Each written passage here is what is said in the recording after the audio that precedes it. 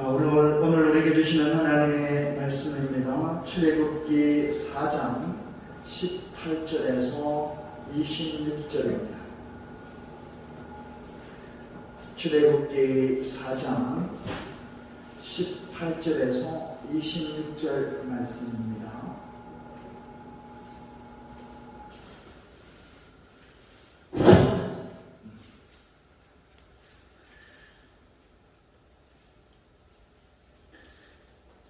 출애굽기 4장 18절에서 26절의 말씀을 봉독해 올리겠습니다.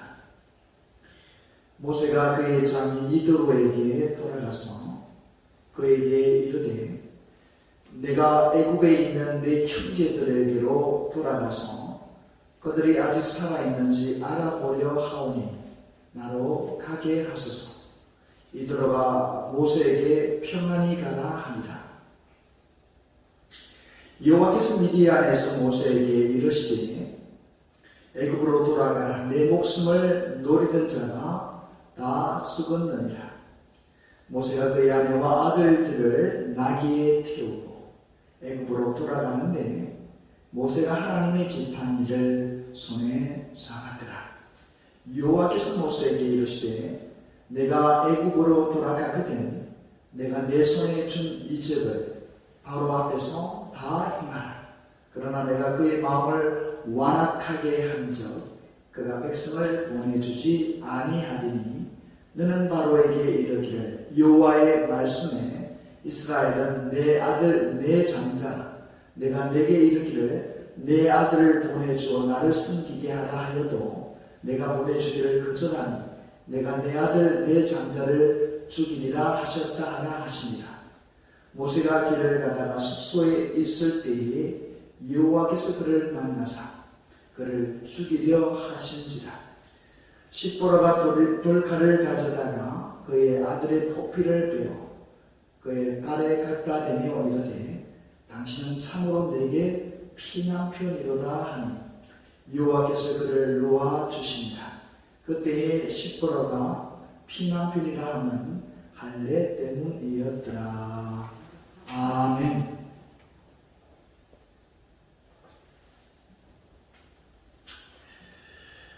할렐루야. 오늘 성년주일입니다. 특별히 2020년 마지막 주일 예배로 우리가 지금 하나님께 드리고 있습니다. 2020년 한 해가 어쩌면 마치 물같이 유서와 같이 빠르게 흘러간 것 같습니다. 그러나 오늘 저와 여러분의 삶 속에서 하나님께 주신 거룩한 사명을 잊지 말고 또 새롭게 다가오는 새해에도 하나님의 선한 일들을 감당할 수 있는 그런 하나님의 사람들이 될 수 있기를 주님의 이름으로 소원을 드립니다.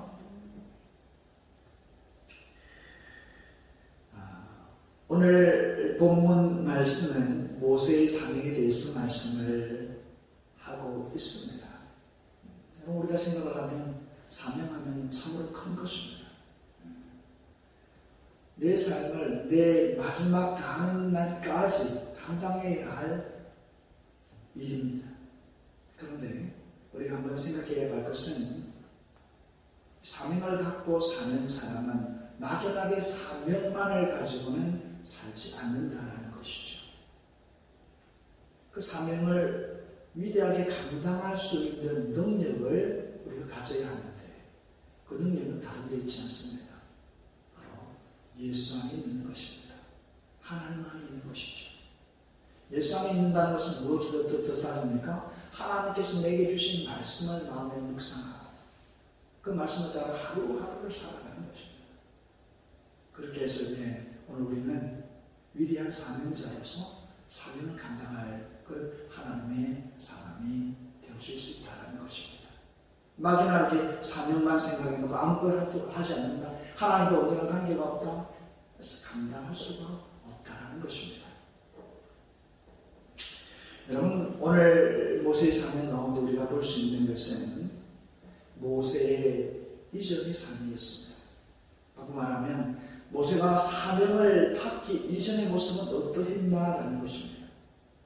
그것은 바로 실패자의 모습이었습니다. 그는 왕궁에서 왕자로서 40년 동안 삽니다. 부유한 삶이었고 또한 알 수 있는 지식과 권력을 가진 그런 삶이었습니다. 그러나 모세는 자기 민족을 괴롭히는 한 애국 병사를 죽임으로 인하여서 도망자가 되었습니다. 그는 미디안 광야로 도망한 뒤 양을 치면서 결혼을 하게 되어졌고 아무런 꿈도 없는 그런 사람처럼 양치기로서의 삶을 살아갑니다. 무려 40년 동안입니다. 그는 오늘 사명자로라고 봤을 때는 완전 실패자의 모습입니다. 아무것도 없는, 꿈도 없는, 거저 시간이 주어진 대로 살아가는 보통 사람의 모습이었습니다. 하나님께서 이런 실패자의 모습을 가지고 있는 모세에게 사명을 맡겨주십니다. 그런데 그 사명은 엄청난 것이었습니다. 단순한 사명이 아니었다는 것입니다. 놀라운 것이었다는 것입니다. 여러분 한번 생각해 보십시오. 이스라엘 백성들이 애굽에 들어와서 모세까지 이르기까지 약 430년입니다. 여러분 요셉이 왜 애굽에 들어갔습니까? 왜 야곱의 가족들이 요셉의 요청으로 인해서 애굽에 들어가게 되어졌습니까? 다름이 아니죠. 그때는 굉장히 어려운 때였습니다. 힘든 때였습니다.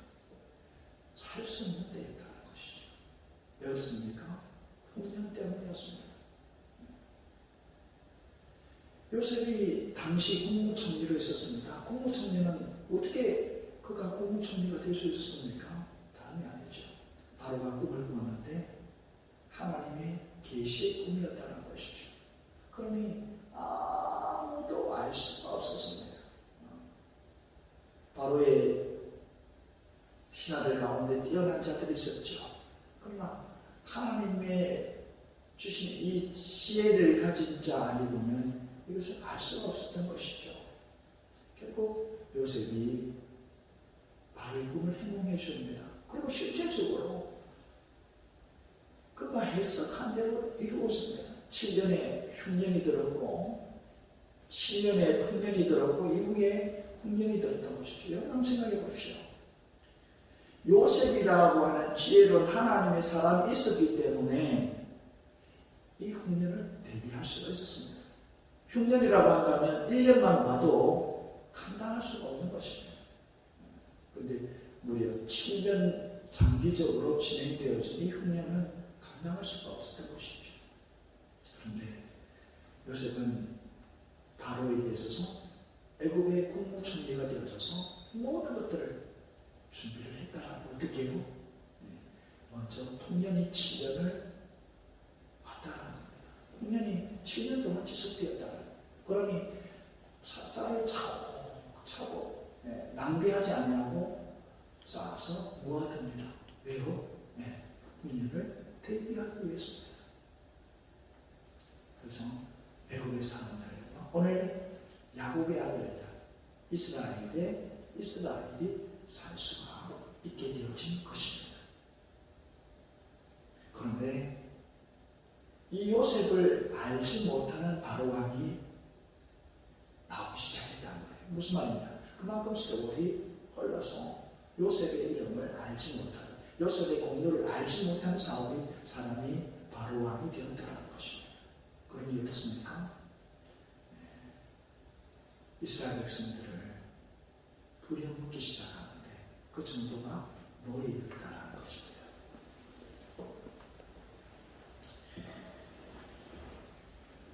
여러분 이 모세에게 주신 사명은 다름이 아닙니다. 지금 노예로 있는 이스라엘 백성들 그 이스라엘 백성들을 출애굽해 나가는 사명입니다.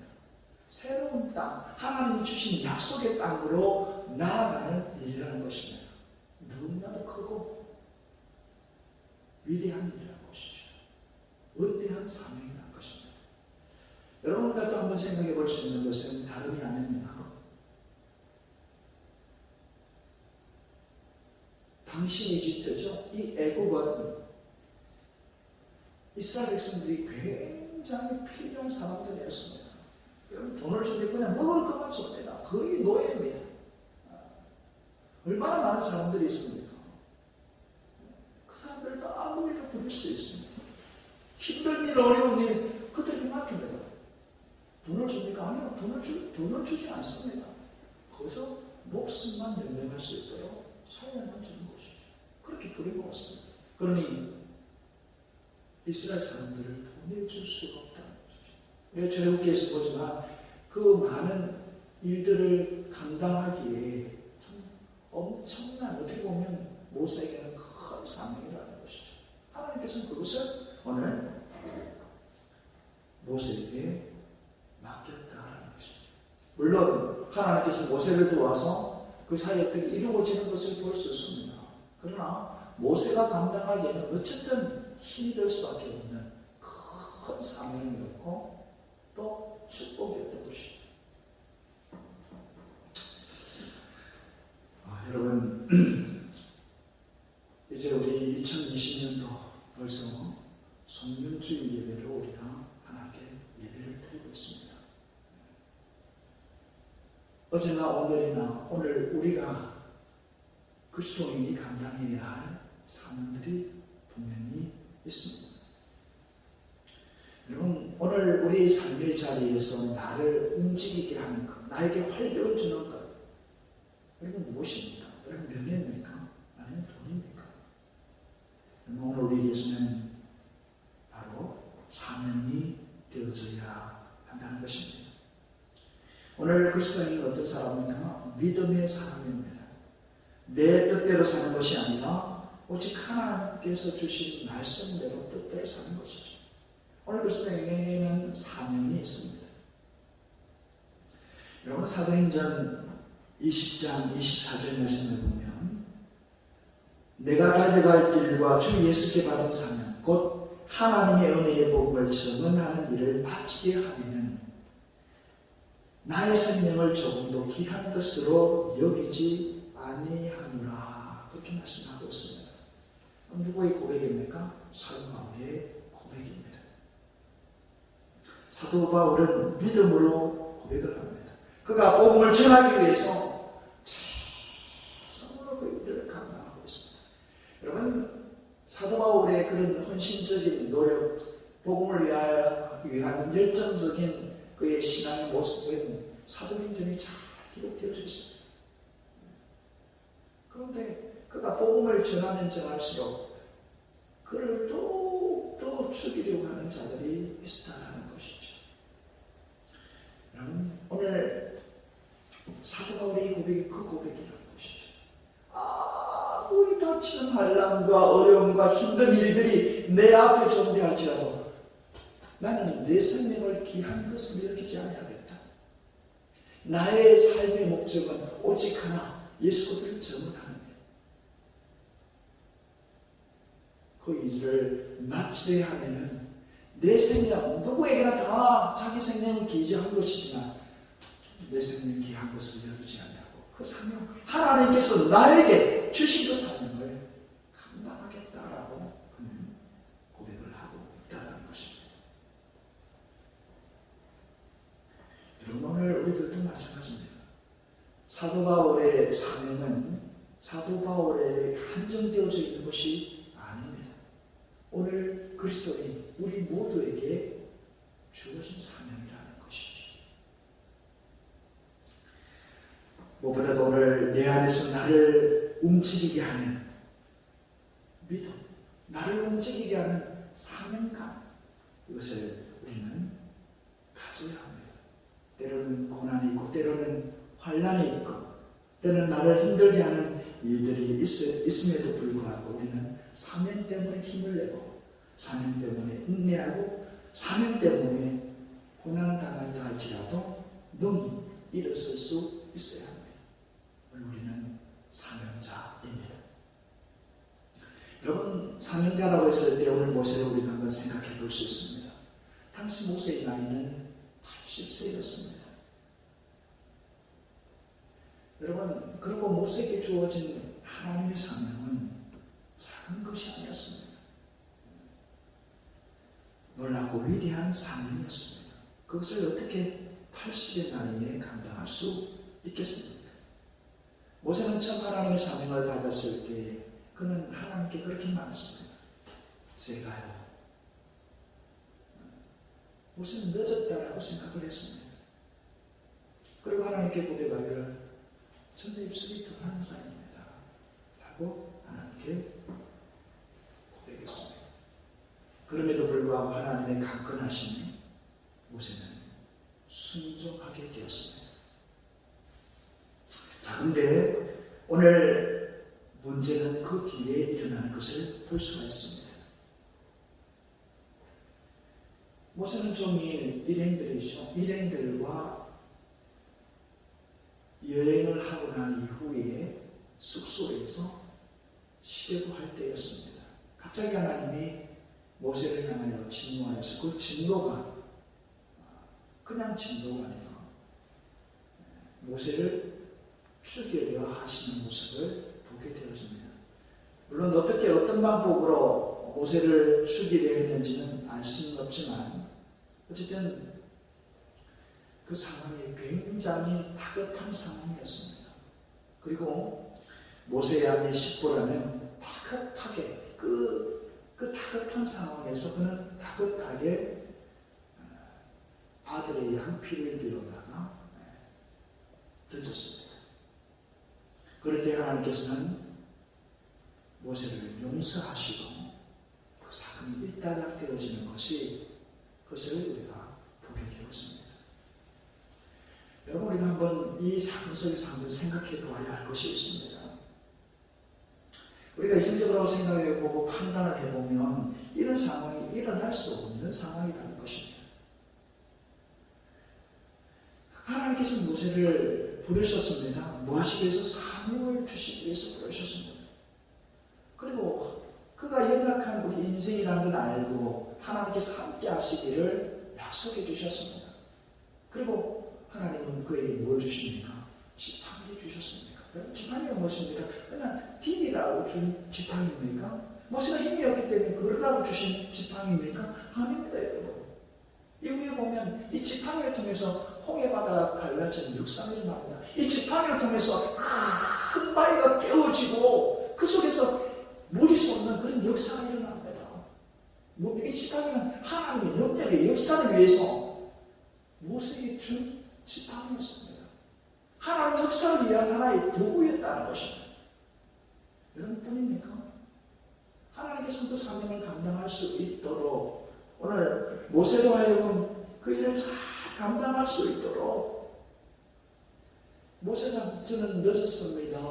나는 좀 나이가 들었습니다. 나는 말할 수 없는 존재입니다라고 이야기할 때도 하나님은 그를 야단치지 않으셨습니다. 격려하시고 위로하시고 타이르시고 순종할 수 있도록 분위기를 만들어가는 것을 볼 수 있습니다. 모세가 또 저는 말할 줄은 모릅니다라고 하나님 앞에 고백을 하자 하나님은 그의 형 아론을 그의 곁에 붙여서 그 일을 감당하게 하십니다. 이때 하나님의 모습은 굉장히 부드럽고 온순하고 어떻게 보면 정말 온화하게 모세를 다독이면서 설득하면서 모세가 사명을 감당할 수 있도록 받아들일 수 있도록 인도하시는 분이 하나님이셨습니다. 여러분, 이후에 우리가 한번 말씀을 보게 되어지면 모세가 구스의 여인을 아내로 취하게 되어지는 장면을 보게 됩니다. 그때 다름이 아니라 아론과 그의 누이죠. 형 아론과 누이가 모세를 비난합니다. 심지어는 미리암은 그런 얘기를 합니다.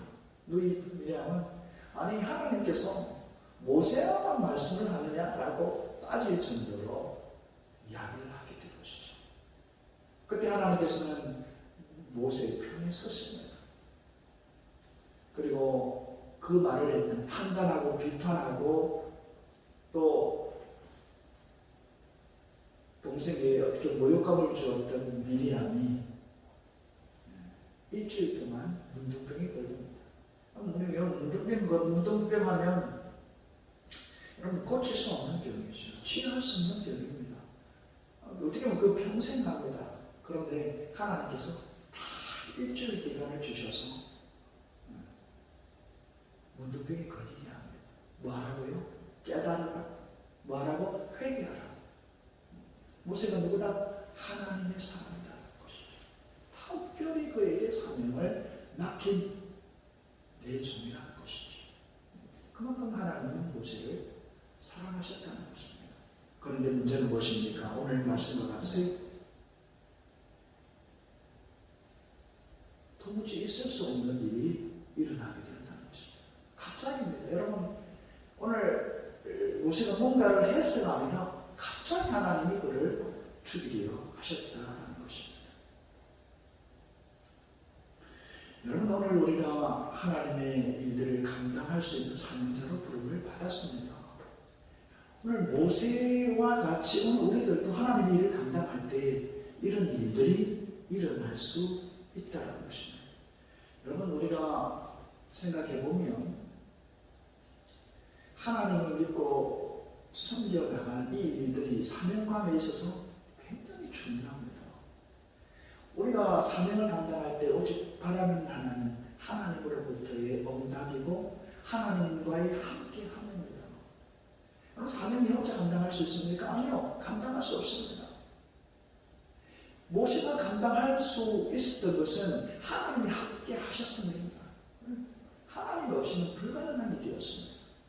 마찬가지죠. 하나님께 인정받고 하나님께서 함께 하시고 하나님이 역사하셔서 이루어질 사명인데 오늘 모세는 어때된 밤인지 하나님이 진노하셨고 그 진노는 그야말로 자신의 생명을 내어놓을 만큼 놀라운 것이었다는 것이죠. 어쩌면 오늘 우리들에게도 이러한 일들이 일어날 수 있다는 것이죠. 자, 그런데 이 문제 가운데 해결한 이가 누구였습니까? 다름이 아니라 그 일 안에 십보라였습니다.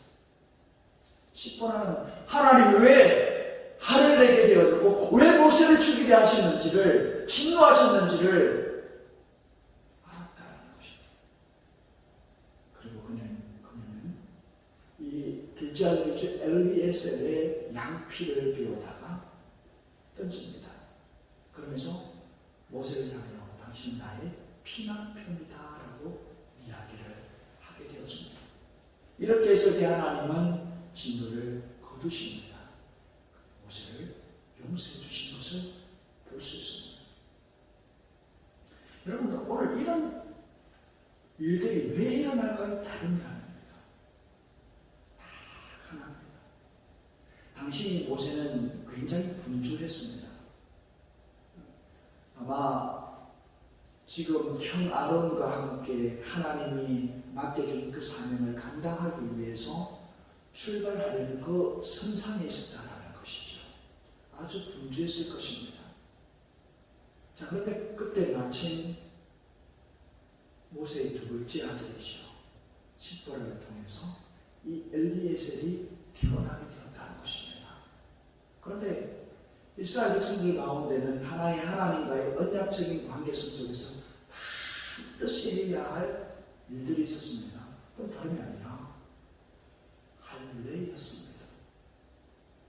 하나님의 백성들은 반드시 난 지 8일 만에 할례를 감행해야 했다는 것이죠. 그런데 모세는 바쁜 와중이었다는 것입니다. 아마 8일이 넘었을 것입니다. 그러니 하나님이 화가 나셨고 진노하셨다는 것이죠. 이건 뭘 뜻합니까? 아무리 위대하고 아무리 놀라고 아무리 큰 사명을 가진 자라 할지라도 하나님과의 그 관계성 속에 있어서 지켜야 할 것은 반드시 필히 분명하게 지켜야 한다는 것입니다. 그것이 무엇입니까? 할례였다는 것이죠. 너 이스라엘 지금 여자. 그래서 내 사명을 감당하기 위해서 너 가고 있지만 너가 감당해야 할 가장 기본적인 것 감당해야 안 되겠느냐? 다른 게 아니죠. 여러분 오늘 우리가 사명을 감당하는 것은 다른 데 있지 않습니다. 하나님과의 관계 속에서입니다. 여러분 우리가 복음을 전하기 위해서 전도한다 합시다. 전도하는데 그걸로 끝이 납니까? 아니요. 그 전도하기 위해서 뭘 합니까? 기도합니다. 무릎을 꿇습니다. 하나님의 말씀을 봅니다. 그 관계성 속에 하나님과의 관계성 속에서 능력을 가지는 것입니다. 기도하고 말씀으로 준비하고 성실하고 거룩한 모습으로 하나님 앞에 서서 갈 때에 그 놀라운 일들을 이룰 수 있는 힘이 거기 생기고 하나님의 능력이 나타나고 하나님의 도우심이 있다는 것입니다. 아무것도 하지 않고 전도만 하겠다. 아니요, 되지 않습니다. 불가능합니다. 위대한 사명 밑에는 오늘 하나님과의 관계, 오늘 우리가 예수 안에 있는가? 그리스도 안에 있는가? 라는 사실이 있는 것입니다.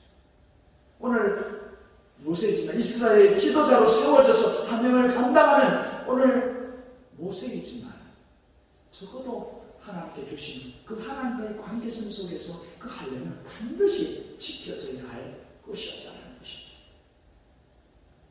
하나님께서는 그의 아내 십보라의 행위를 통해서 결국은 할례죠. 할례를 통해서 용서하시고 다시금 사명자로 힘을 주시고 함께 하신 것을 볼 수가 있습니다. 여러분 우리들은 마찬가지입니다. 하나님의 일을 꿈꾸고 복음을 생명을 살리는 일들을 꿈꾸고 나가는데 내가 하나님과의 관계성 속에서 삐뚤어진다면 감당할 수 있을까요? 아니요. 감당할 수 없습니다. 우리의 잘못되어서 이거르시고 내게 하나님과의 관계성에 악한 것들이 있다면 하나 둘 잘라내야 합니다. 마치 표피를 베듯 잘라내고 하나님과의 온전한 관계성 속에서 이것들을 이루어 가야 한다는 것입니다. 이제 마지막 청년주의를 보내면서 올 한 해 나를 머무르게 하고 나를 쉬게 하고 나를 멈추게 했던 하나님과의 관계로부터 적이 되고 하나님과의 관계로부터 악이 되어지는 일들이 있다면 우리는 내려놓아야 합니다. 마치 할례하듯. 여러분 오늘 하나님의 사람들 그리스도인을 뭐라고 부릅니까? 그냥 할례자 부릅니다. 오늘 그러면 우리는 할례는 뭡니까? 다른 데 있지 않습니다. 마음의 할례입니다. 예수 그리스도의 피 가운데 은혜를 받은 하나님의 사람들은 오늘 신약 이후에 하나님의 백성들에게 이 할례는 다른 데 있지 않습니다. 마음의 할례입니다. 철저하게 이 할례라는 것은 다시 한번 말씀드리면 부정한 것을 끊는다는 것입니다. 하나님 앞에 이 거룩한 모습 가운데 있는 그 모습 속에서 더러운 것들을 제거하는 것입니다. 이것이 할례라는 것입니다. 여러분 그리스도로 옷 입는 것이 무엇입니까? 세상적인 것 모든 것들을 하나님이 원하지 않고 하나님이 기뻐하지 않는 그런 불순한 것들을 제거해 나가야 한다는 것이죠. 그것이 마음의 할례라는 것입니다. 이 마음의 할례가 이루어질 때, 이 마음의 할례가 이루어져서 하나님과의 온전한 관계가 되어질 때 오늘 우리는 사명을 감당할 수 있는 그런 하나님의 사람으로 세워질 수 있다는 것입니다. 이것이 해결되지 않냐고 사명을 감당할 수 없습니다. 나로 하여금 하나님께 영광을 가리는 부정적인 그런 삶의 모습이 있다면 우리는 드러내놓고 잘라내 버려야 합니다. 그렇게 우리는 하나님 앞에 쓰임받는 위대한 사람이 될 수 있다는 것입니다. 오늘 하나님은 그것을 모세가 하여금 철저하게 하셨습니다. 그래서 이후에 전에도 없었고 후에도 없을 모세의 아름다운 사역을 우리가 보게 되었습니다. 여러분의 삶 속에서 올 한 해를 마무리하면서 과연 오늘 나는 사명을 향해 열심히 달려갔는가? 아니 내 사명을 막는 하나님과의 관계를 끊는 그런 부정적인 삶의 모습은 없었습니까? 철저히 우리가 하나 둘 것들 잘라내어서 하나님의 사명자에 하나님의 정말 그런 위대한 하나님의 사랑으로 쓰임받는 그런 저와 여러분 될 수 있기를 주님 이름으로 축원을 드립니다. 기도하겠습니다. 사랑의 하나님, 은혜를 감사합니다. 오늘 모세, 하나님의 놀라운 사역을 감당한 모세였지만 모세 또한 연약한 사람이었습니다. 그러나 하나님께서는 그의 잘못되어진 부분들에 있어서 철저하게 하시고 확실하게 하셔서 용서하시고 새롭게 하셔서 그가 하나님의 일을 할 수 있도록 축복해 주셨습니다. 하나님 아버지, 오늘 우리들 가운데도 아버지 하나님 모세와 같이 하나님과 관계성 속에서 그 관계를 막는 부정한 것들이 있다고 한다면 철저히 잘라내게 하여 주시고 하나님의 원하시고 하나님이 기뻐하시는 거룩한 사람으로서 우리에게 맡겨진 사명을 능히 감당할 수 있는 주의 백성들이 될 수 있도록 저희를 축복해 주옵소서. 예수님의 이름으로 기도하옵나이다. 아멘. 네, 수고하셨습니다.